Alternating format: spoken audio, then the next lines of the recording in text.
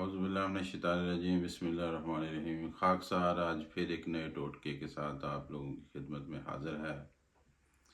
آج کا میرا ٹوٹکا ٹماٹر کے متعلق ہے۔ ویسے تو ہم اسے بہت سارے طریقوں میں سالن میں ڈال کے، چاولوں میں ڈال کے، بلکہ ہمارے ہر کھانے میں ٹماٹر کا استعمال ہوتا ہے، لیکن میرے نزدیک اس میں بہت سارے جو وٹامنز ہوتے ہیں، جو اس کی افادیت ہوتی ہیں، وہ ختم ہو جاتی ہیں۔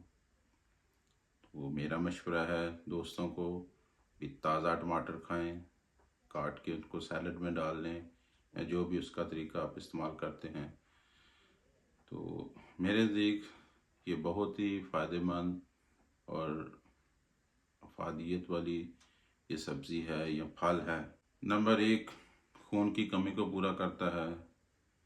یرقان، ورم گردہ، ذیابطیس، موٹاپے میں صبح نہار منہ ایک بڑا سرخ ٹماٹر استعمال کرنے سے بہت فائدہ ہوتا ہے۔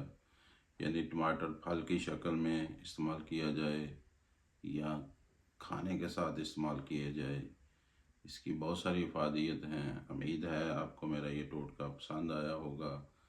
السلام علیکم ورحمۃ اللہ وبرکاتہ۔